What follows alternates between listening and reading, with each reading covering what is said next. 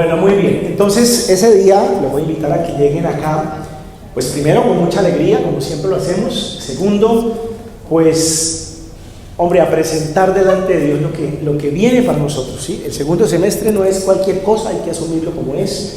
Por esa razón, de verdad, dejamos el tema de la orquesta para la próxima reunión en aras de hacer la consagración del segundo semestre. Entonces están todos cordialísimamente invitados. ¿Estamos de acuerdo?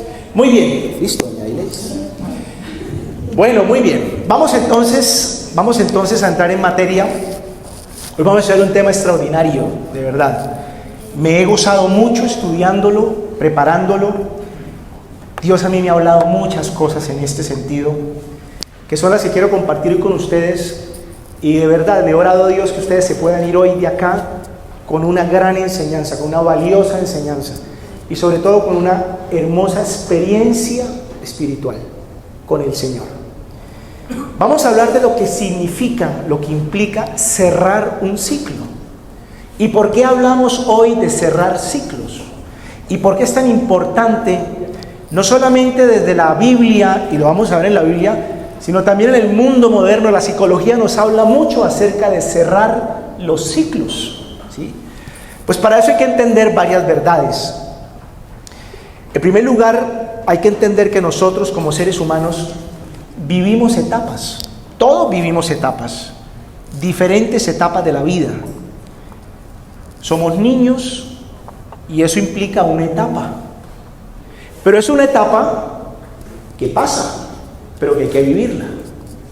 Luego somos adolescentes y eso implica una etapa, ¿cierto? Una etapa que hay que vivir, pero que también se acaba, se cierra un ciclo. Luego somos adultos jóvenes, donde estoy yo, por ejemplo, jóvenes, entre los 20 y los 30, ahí estamos nosotros, pero es una etapa que hay que vivirse y que también se acaba.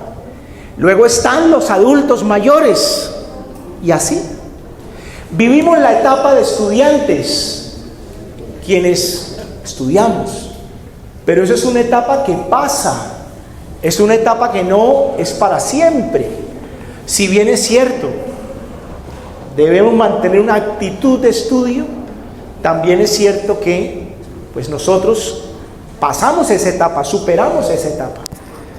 Está la etapa de los que están iniciando un trabajo, una empresa, un emprendimiento. Esa es una etapa que tiene sus cosas difíciles, pero también cosas muy agradables, y es una etapa. Está la etapa de los que tienen consolidado una empresa, un trabajo, es otra etapa. ¿Estamos de acuerdo?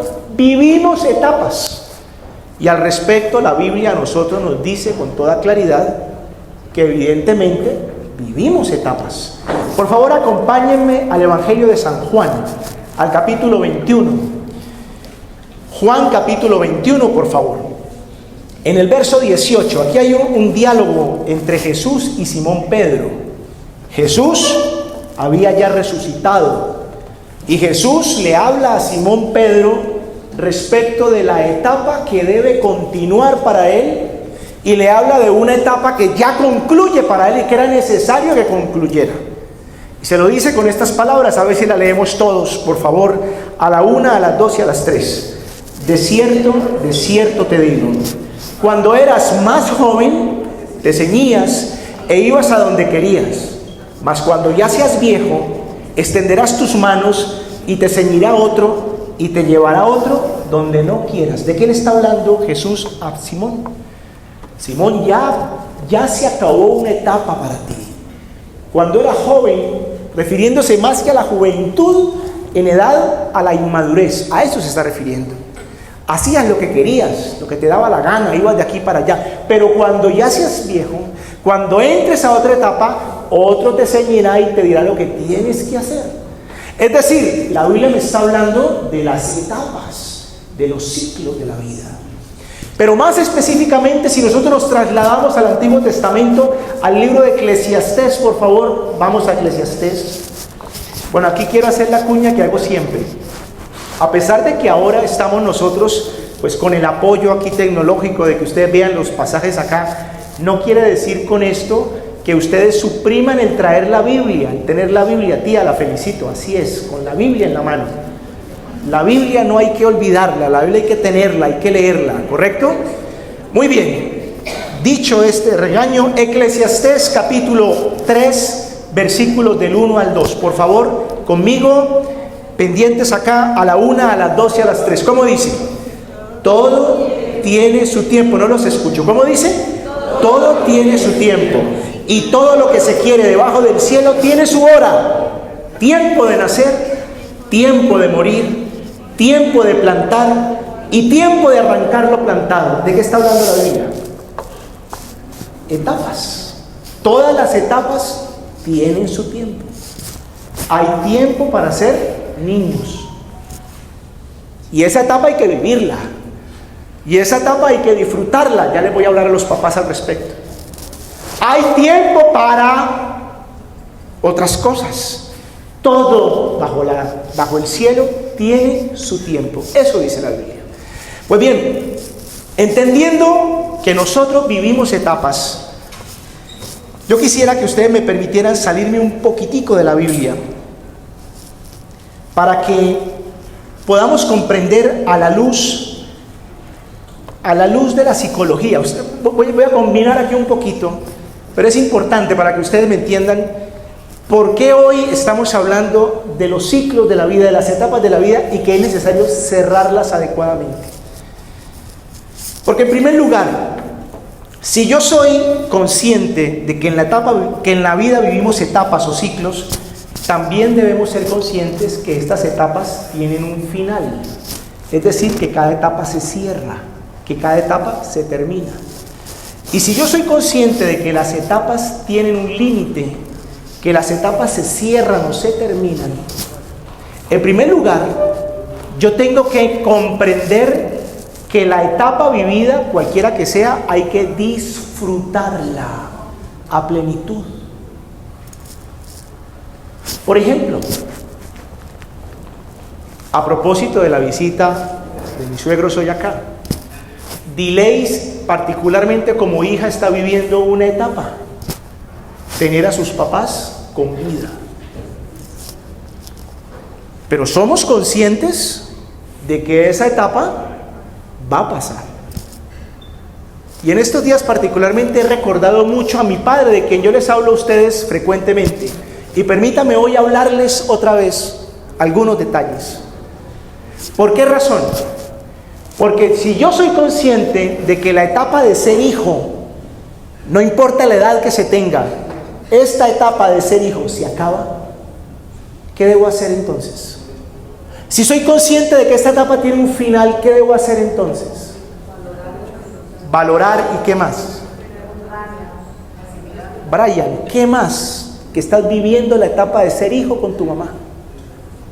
Aprovechar el tiempo con la mamá, porque esa etapa mañana se va a acabar. Esa etapa se va a cerrar.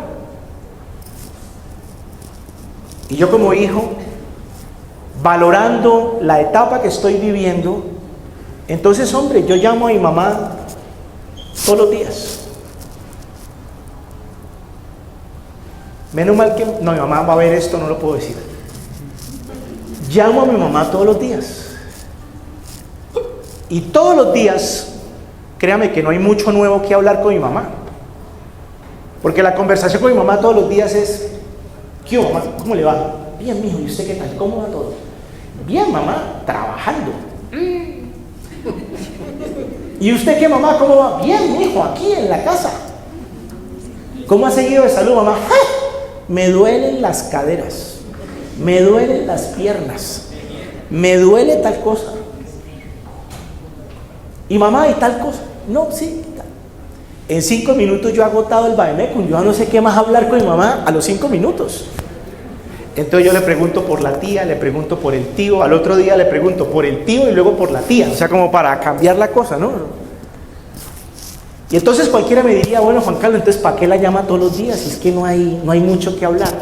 La llamo por una sola razón: porque a mi mamá le alegra saber que yo la llamo, y mamá espera que yo la llame. Y si se me dan las 9 y no la he llamado a las 9 de la noche, se enoja. Y si yo la llamo 9:05, 9:10, yo pensé que ella no me llamaba. No, mamá, lo que pasa es que tuvimos mucho que hacer, estuvimos trabajando, no sé qué. A mi mamá le alegra eso. Cuando vivía mi papá, yo predicaba de esto y yo enseñaba lo siguiente. Yo les decía, yo a mi papá lo llamo cada 8 días. Los domingos, más o menos 4 o 5 de la tarde lo llamo. Y créame que lo hacía con orgullo. Y decía yo llamo a mi papá cada 8 días. O sea, que eran hijos, lo llamo cada 8 días. Cuando se murió mi papá, créame que yo miraba ese teléfono y decía, si yo lo hubiera llamado más, si yo hubiera marcado ese teléfono más veces. Y un día marqué el número de él.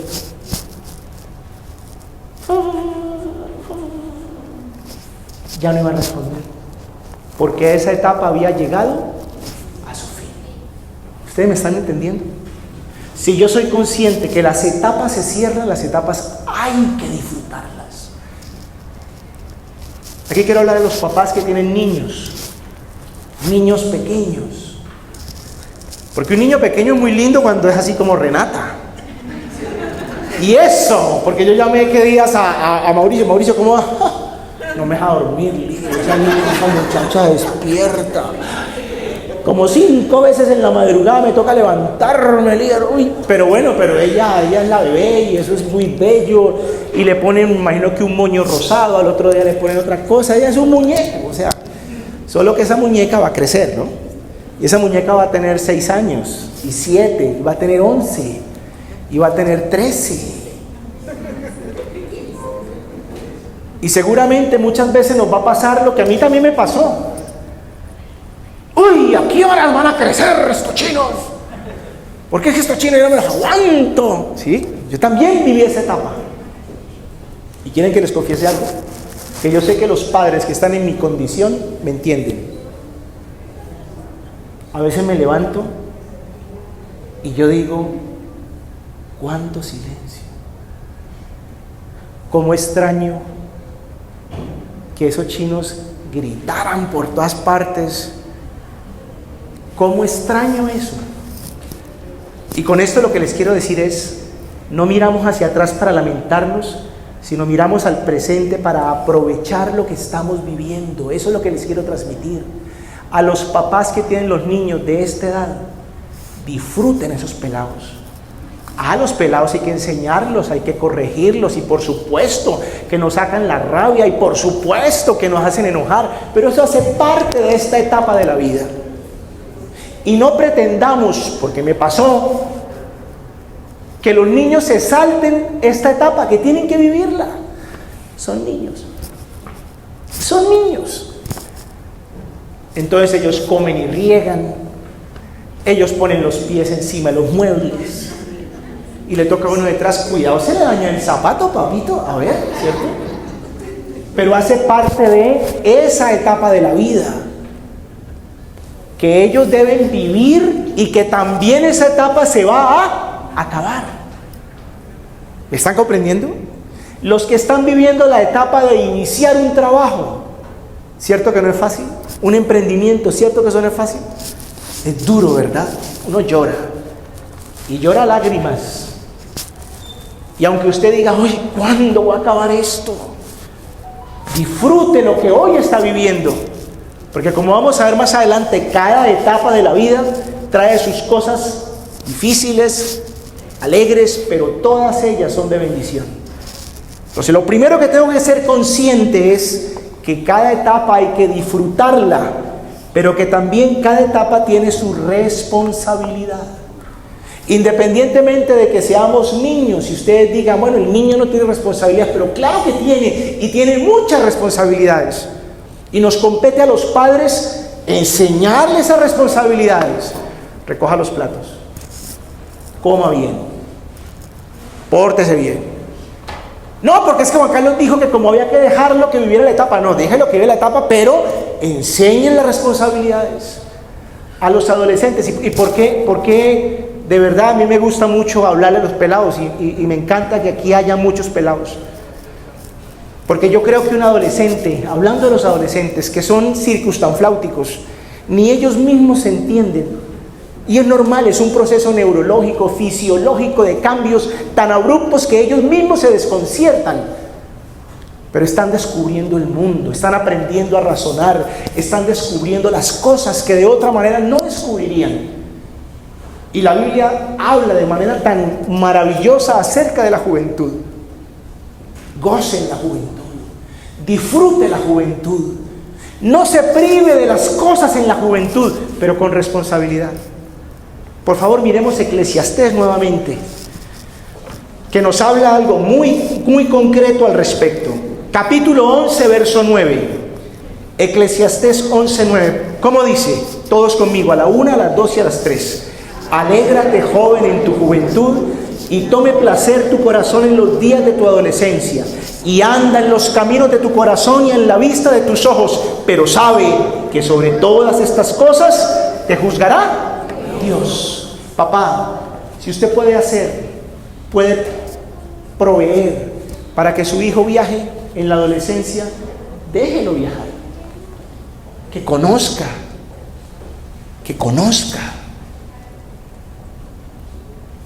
No saben lo que ese muchacho va a aprender teniendo la oportunidad de conocer.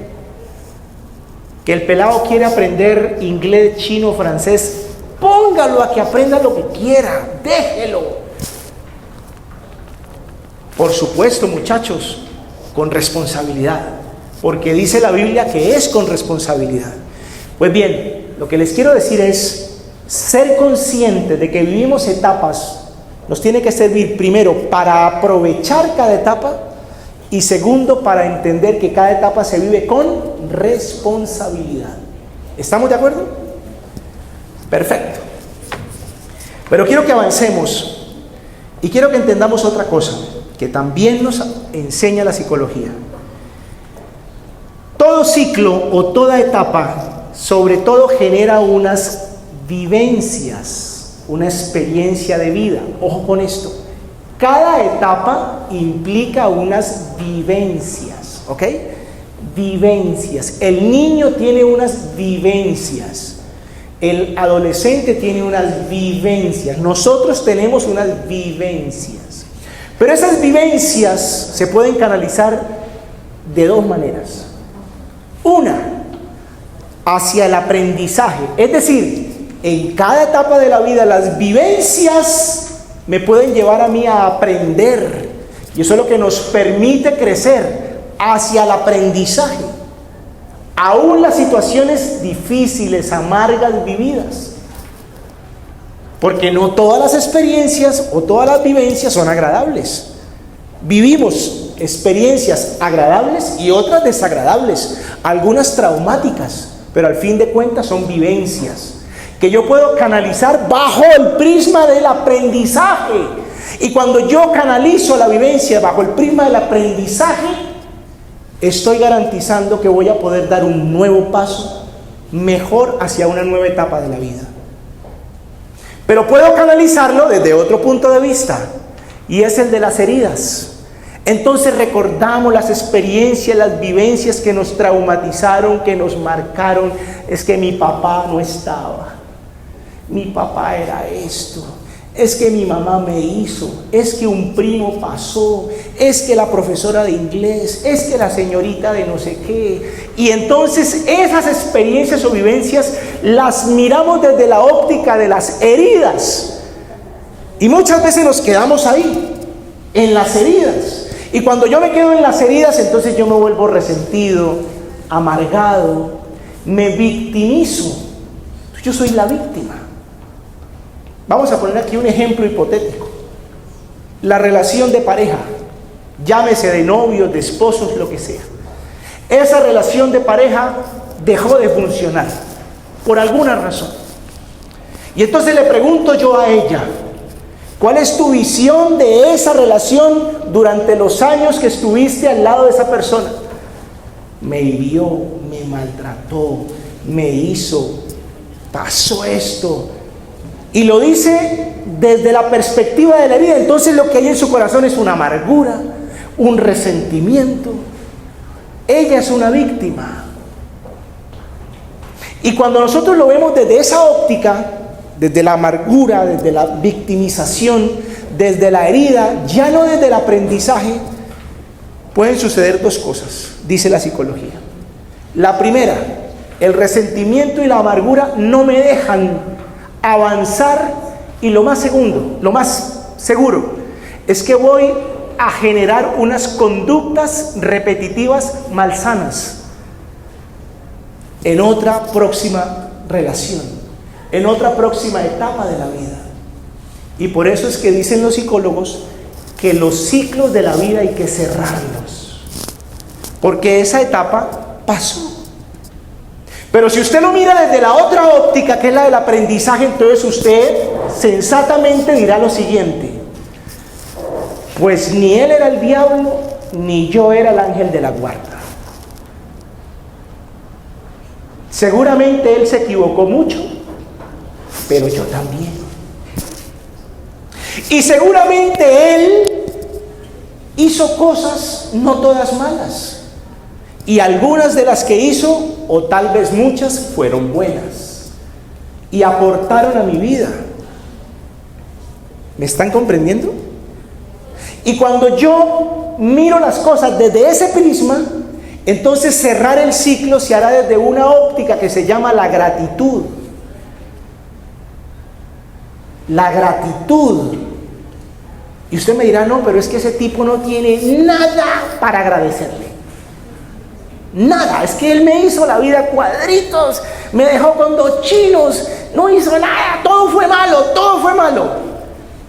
Piénselo bien, tal vez todo no fue tan malo. Y tal vez con el solo hecho de usted ver a sus 2 pelados, tendrá una razón o tendrá 2 razones para decir gracias. Porque gracias a él tengo 2 hijos. ¿Me están entendiendo para dónde vamos? Los ciclos se cierran, pero deben cerrarse sanamente desde la gratitud. Experiencias de vida que pueden ser aprendizajes o pueden ser heridas. Si lo veo desde el aprendizaje, voy a llegar a la gratitud. Y cuando yo cierro el ciclo desde la gratitud, créanme, doy el primer paso para poder vivir una nueva experiencia, un nuevo ciclo de manera saludable, de buena manera,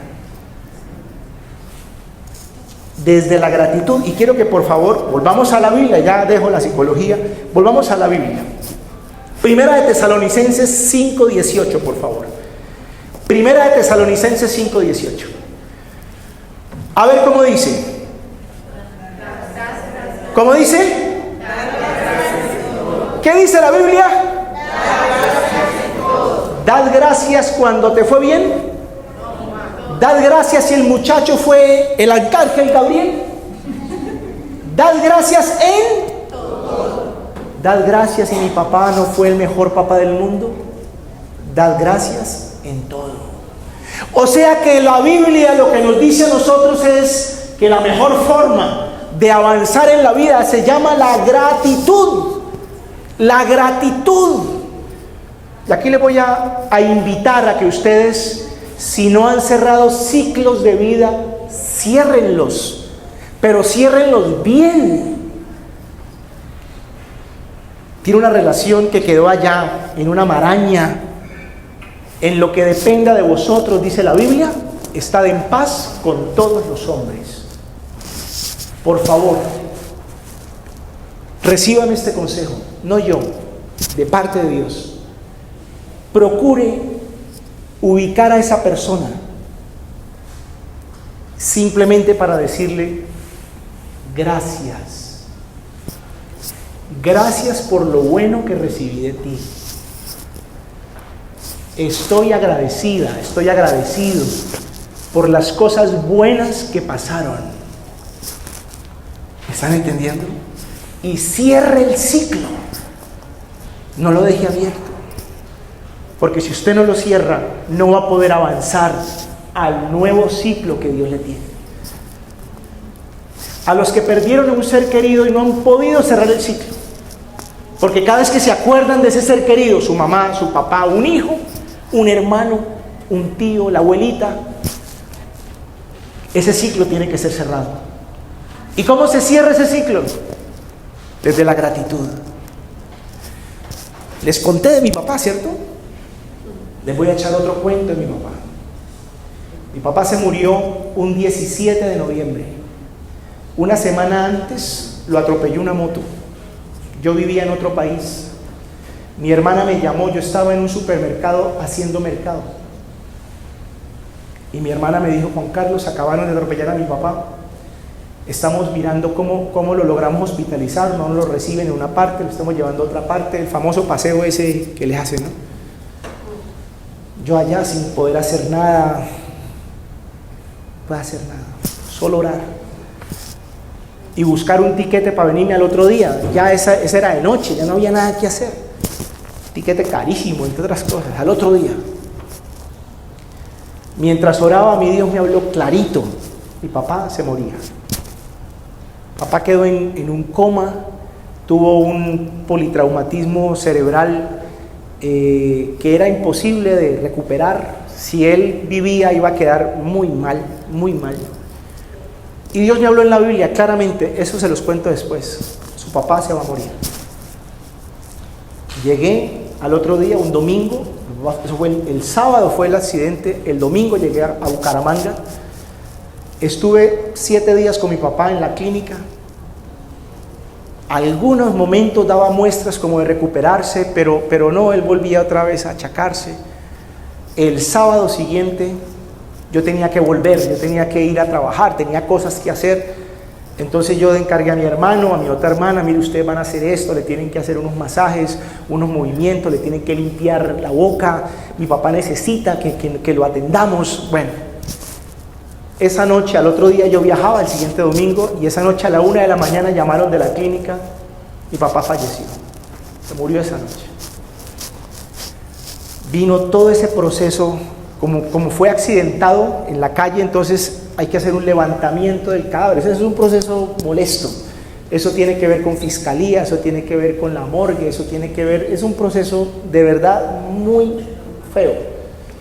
A mí me tocó asumirlo, yo soy el hermano mayor, tenía que hacer eso. Pasó la situación, me devolví a trabajar, pero ya venía diciembre.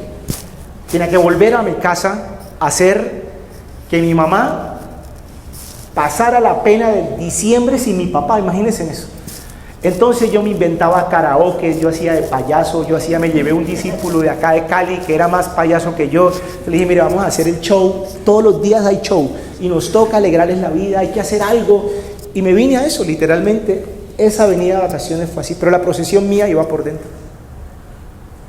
A los pocos meses tuve la oportunidad de volver a Israel. Y yo le dije a Dios: yo necesito cerrar este ciclo en mi vida. Y en Israel hay un lugar muy importante para mí hoy, y es el lugar del Padre Nuestro, donde Jesús enseñó a sus discípulos la oración del Padre Nuestro. Y allá yo me metí solito. Dije: Señor, sáname porque el vacío de mi papá es muy grande para mí. Mi papá era mi papá. Y Dios me recordó algo muy importante que hoy se los estoy compartiendo. Me dijo: póngase a pensar todos los eventos que pueda pensar en este momento. Así se gaste 2 horas, 3 horas, no importa. Eventos vividos con su papá, agradables y desagradables. Porque empezaron a desfilar por mi mente cosas que yo ni me acordaba de la niñez. Un día odié tanto a mi papá porque me metió una tanda. Porque resulta que yo molestaba a mi hermano. Y molestaba mucho a mi hermano. Mi hermano lloraba y mi mamá, que nos cuidaba, llegaba un momento en que yo ya me hacía insoportable, entonces llamó a mi papá al trabajo: Juan, véngase para acá que yo no me aguanto a Juan Carlos. Si no hace usted algo, yo no sé qué voy a hacer, lo saco a la calle. Entonces mi papá, desesperado, imagínese, deja el trabajo y se viene para la casa. No venía a darme un helado, pues, o sea, el man venía. Entonces yo dije: no, yo me le meto al baño, que yo en el baño, yo allá me quedé, man, allá no entra, y me le metí al baño. Y con seguro, o sea, bien. No, mi papá demoró 10 segundos en abrir esa vaina. Yo, ¡pum! Y pasó esa puerta para el otro lado. Yo, Dios mío, entró. Y entró fue que con la correa me dio una tan. ¿Yo para dónde cogía? En ese baño. Haga de cuenta cuando usted coge una rata contra un rincón y le da palo de la rata, ya no tiene para dónde. Así me tocaba a mí. Y me dijo, esto es para que aprenda a respetar a su hermano. Y a su mamá. Y a sus hermanas que no han nacido pero van a venir. Me dio por todo. Y yo me acuerdo que yo salí ahí y mi papá, lo odio. Pero pasado el tiempo entendí que eso era lo que mi papá tenía que haber hecho. Porque eso mismo me tocó hacer a mí conmigo. A él pagó los quines de lo que hizo mi papá conmigo. Pero me acordé de esa experiencia particularmente y el Señor me decía, da gracias por esa experiencia, porque tuviste un papá que te hizo eso. Estudiando odontología en el 6º semestre, yo nunca perdí una materia, doctor Manzano, yo era un mampiloso. Pero en 6º semestre perdí patología oral. Y en 6º semestre, en mi facultad, cuando ya uno va en 6º semestre, si yo pierdo una materia no puedo ver la clínica, y la clínica es el 80% del semestre. Entonces, me tocaba repetir solo en el semestre patología oral, o sea, perdí el semestre. Y tocaba matricular el semestre, eso valía un guacal. Universidad Santo Tomás de Aquino, Bucaramanga. Y yo llegué, me acuerdo, al negocio donde trabajaba mi papá con una vergüenza, porque yo sabía el esfuerzo que hacía mi papá para pagar el semestre. Eso era muy duro. Y yo tener que ir a decirle, papá, perdí el semestre. Y mi mamá, para colmo de males, estaba hospitalizada. Yo como le digo, y yo llegué, y papá me vio, él sabía que yo tenía que venir a contarle cómo me había ido en la nota que yo había subido, y papá, yo perdí el semestre, y me puse a llorar, pero de la vergüenza, física vergüenza, decía, no puede ser, papá, perdí el semestre, y tú, papá, todo lo que te esfuerzas y ahora te toca pagar otro semestre, papá, ¿cómo vas a hacer? ¿Sabes lo que me dijo? Me dijo, ese es mi problema, la plata la busco yo. Usted va a aprender y va a estudiar, porque usted no me va a volver a perder un semestre. Este semestre vendí chorizos en la Universidad Autónoma de Bucaramanga. En serio, en una parrilla, chorizos. Por las noches me iba a vender chorizos con arepa de maíz de Bucaramanga, arepa amarilla. Aprendí tantas cosas. Pasé patología oral. Y entonces Dios me llevaba a recordar esas cosas como formas de cerrar un ciclo. Dele gracias a Dios porque tuvo un papá.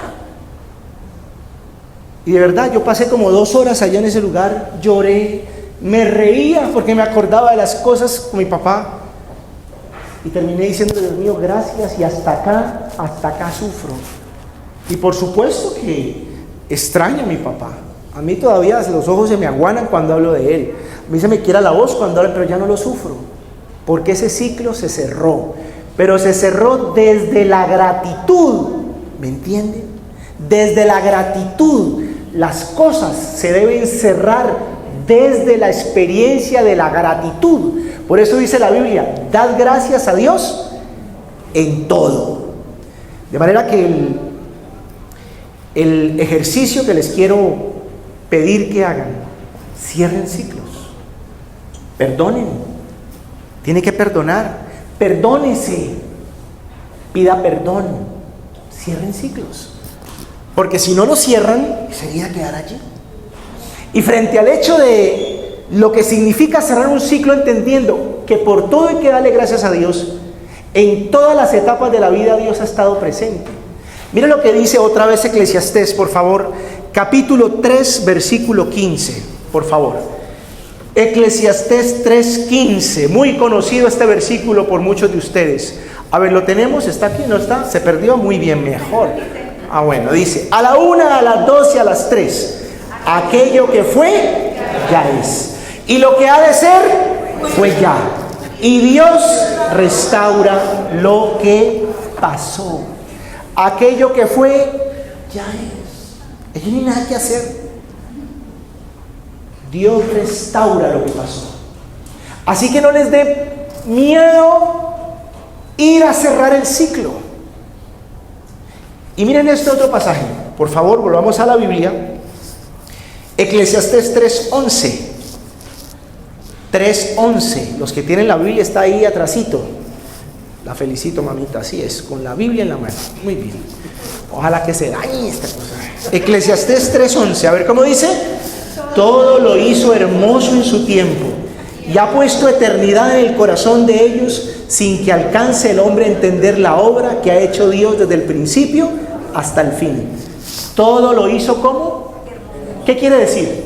Que en todas las etapas de la vida, así hayamos pasado situaciones difíciles, estuvo la mano de Dios. Y todo lo hizo hermoso. Así no comprendamos muchas veces por qué vivimos esto. ¿No le ha pasado? ¿Y por qué me está pasando esto? Y me llaman como si yo fuera Dios. Pero dígame, Juan Carlos, dígame, líder, ¿por qué a mí me pasa esto si yo soy Y hermano, no sé, la verdad. No sé. ¿Pero acaso usted no es el líder? Sí, pero yo no soy Dios, o sea, yo no sé. Lo que sí le puedo asegurar es que Dios ha estado detrás de todo eso, siempre haciendo una jugada maestra, a través de la cual vamos a aprender, a través de la cual hay mucho bueno por sacar. ¿O acaso ustedes no recuerdan un pasaje de la Biblia que dice que Dios invita a los seres humanos, a sus hijos, a que saquemos de entre lo vil lo precioso? Dice así: porque si sacares de entre lo vil lo precioso, serás como mi boca. Porque en medio de lo vil hay cosas preciosas que se pueden aprender. Porque en medio de lo difícil, en medio de lo amargo y lo incomprensible, hay cosas en las que Dios ha actuado y está actuando para enseñarnos, formarnos, y mañana lo vamos a agradecer. Por eso los ciclos hay que cerrarlos. Y deben cerrarse desde la óptica de la gratitud, no desde la óptica de la herida. Porque usted siempre será la víctima, siempre se va a quejar, siempre va a llorar, y lo más seguro es que va a repetir modelos de vida malsanos, comportamientos de vida equivocados. Los va a repetir, se va a seguir equivocando. Bueno, hice todo este estudio acerca de cerrar los ciclos por una razón. Porque es que lo que a mí me sorprendió para yo llegar a esto es que el que se inventó que los ciclos hay que cerrarlos de la gratitud fue Dios. No fueron los psicólogos, fue Dios. Fue Dios. Resulta que en la antigüedad, cuando el Señor da su decálogo y la ley a su pueblo, el Señor a su pueblo siempre le insiste que las etapas de la vida hay que vivirlas, pero hay que cerrarlas con gratitud, siempre. Entonces aparece por allá, en Deuteronomio, en el Éxodo, una serie de festividades que el Señor se inventa para cerrar etapas o ciclos. A eso literalmente dentro de la literatura bíblica se le conoce como las fiestas solemnes. Y cada fiesta solemne tenía como propósito cerrar un ciclo. Yo nunca lo había visto desde ese punto de vista. Y lo entendí a la luz de cerrar los ciclos, por qué Dios se inventó esto de las fiestas solemnes. Por ejemplo, el pueblo de Israel fue esclavo en Egipto durante 430 años, pero eso no sería eterno. La esclavitud, aunque fue muy larga, tendría un fin. Era una etapa que se iba a cerrar.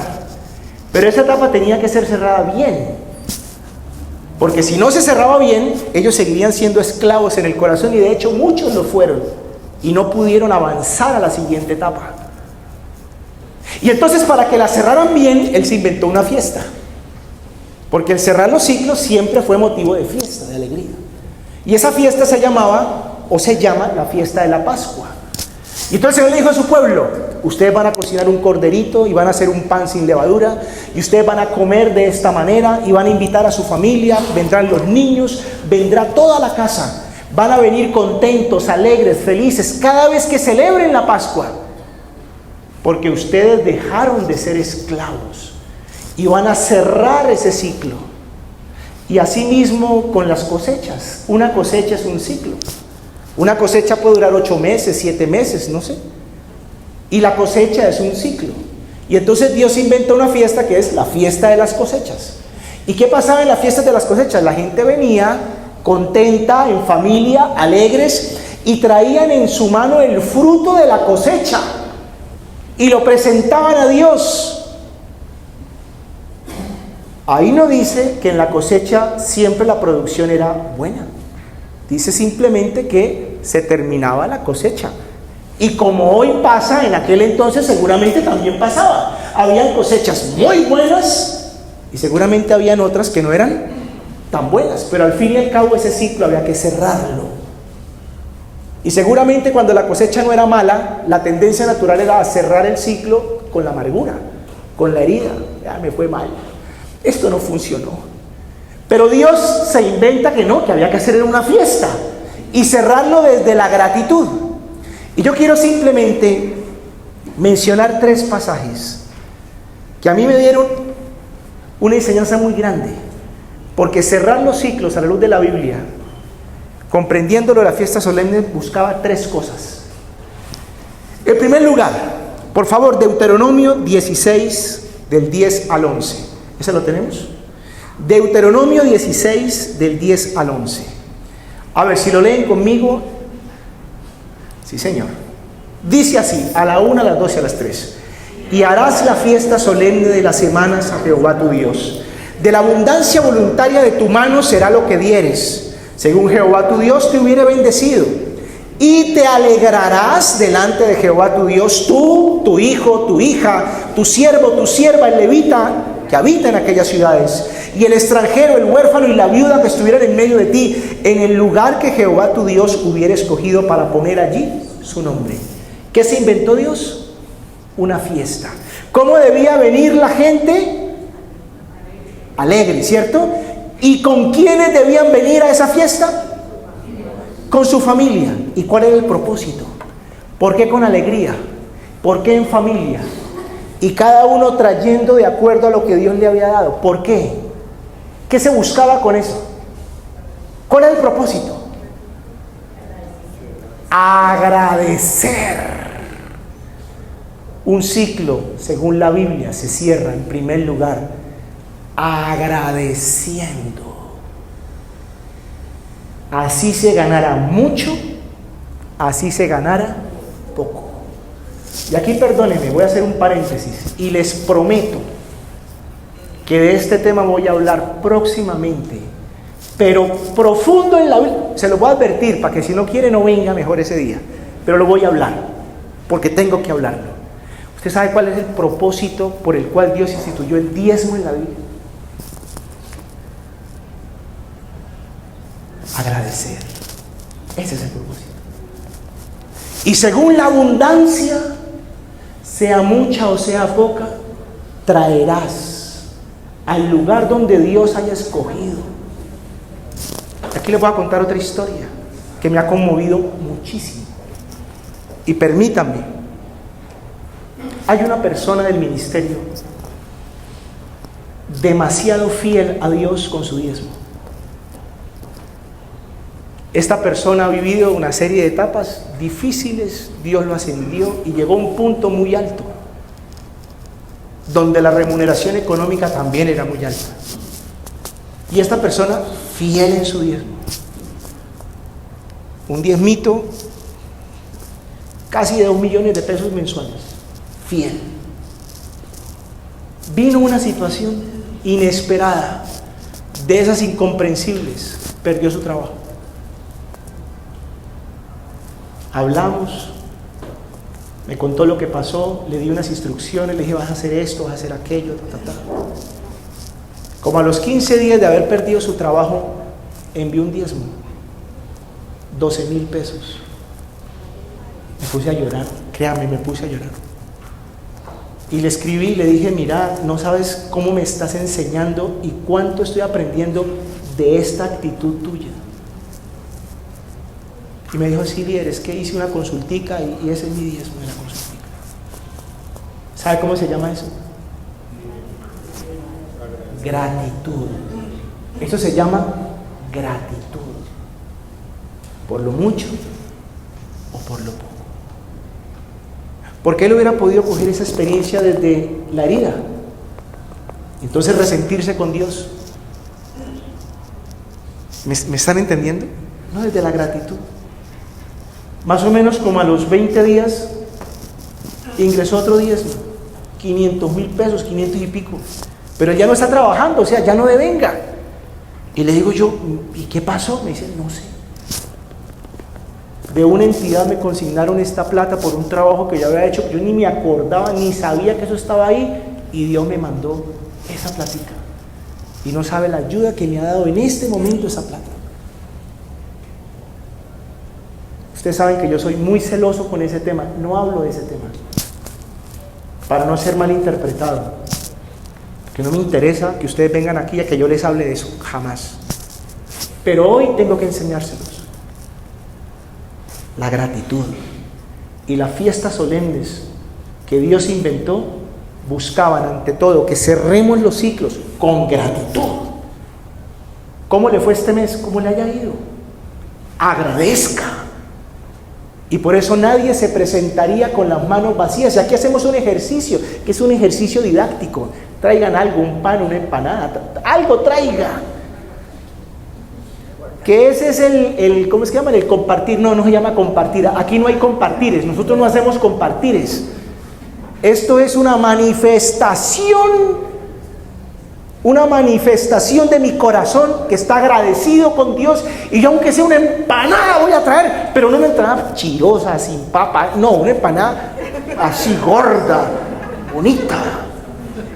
Y ojalá hágale con harta carne, sí, hágale una cara feliz, así. Y en serio, con cariño les digo, denle a Dios lo que le pertenece a Dios. Así se cierra un ciclo. Pero no solamente se cerraba para agradecer. Mire esto.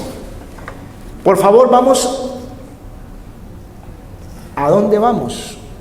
Deuteronomio 16:12, por favor. Deuteronomio 16:12.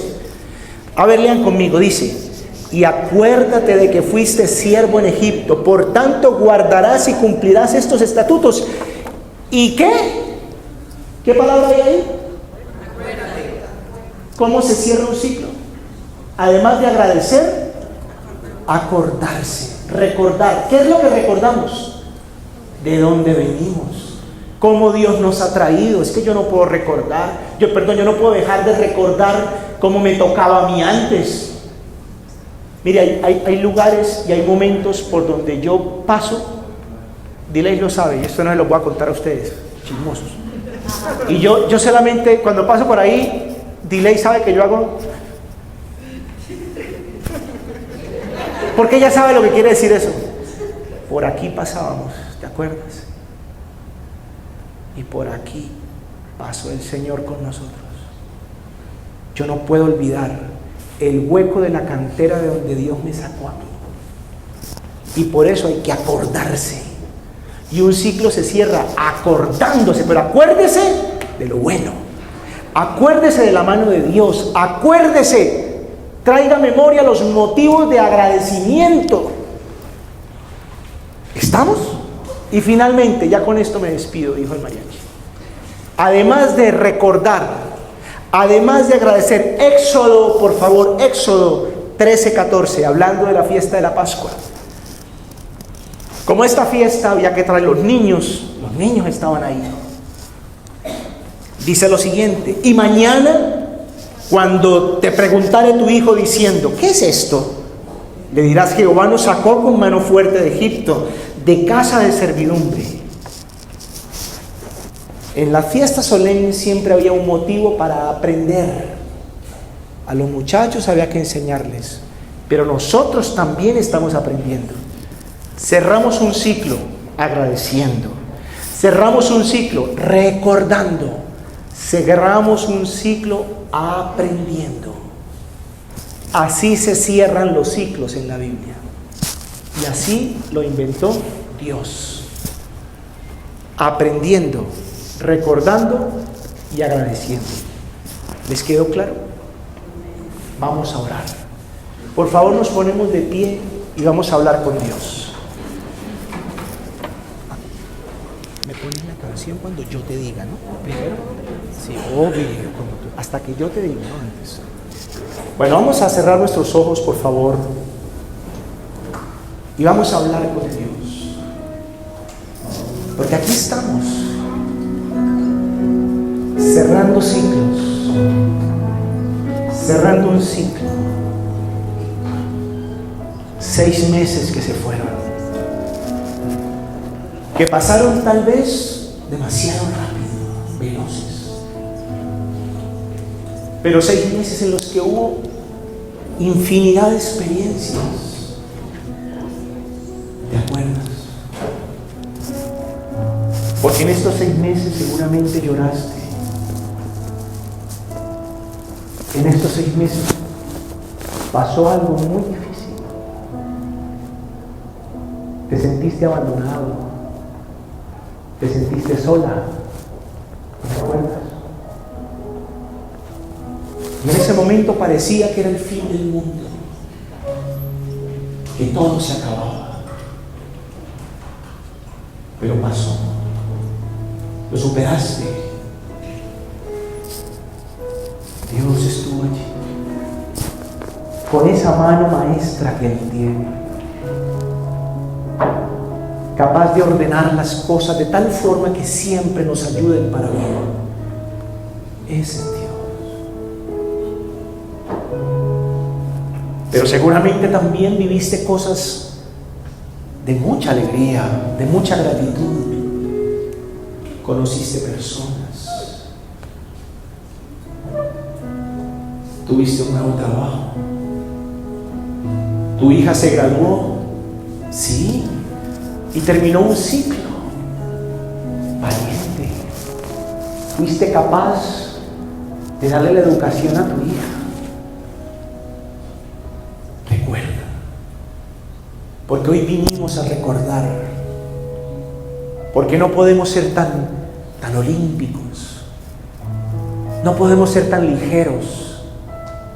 Y simplemente vivir y vivir para sobrevivir, sin darnos cuenta de los detalles específicos que Dios en estos 6 meses ha tenido con nosotros.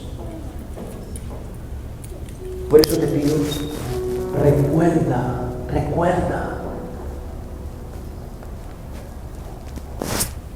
Pero ahora agradece. Y tú en esa conversación íntima con Dios, solo tú, dile: Dios mío, hoy te doy gracias. Porque aunque hubo cosas difíciles, estuviste allí, Señor. Hoy te doy gracias, Dios. Aunque suene tan cotidiano, tan rutinario. Cada mañana me senté a la mesa, Señor, y hubo pan. Cada noche fui a dormir y mis hijos y los míos comieron. Y tu mano nos sostuvo, Señor, en esa noche. Hoy te doy gracias, Dios, por cada pesito que llegó a la familia. Hoy te doy gracias, Dios, porque tu provisión, Señor, no faltó. Vamos, habla con Él, no te distraigas. Este no es un tiempo para compartir con otra persona, este es un tiempo para hablar con Él a solas. No por casualidad estás hoy aquí, no por casualidad estás en este lugar. Fuiste convocado por Dios, viniste aquí porque Dios te trajo. Dile: gracias, Dios mío, gracias. Gracias por cada lágrima que se derramó, porque estas lágrimas valen oro, Señor. Porque son lágrimas de fe, son lágrimas de esperanza,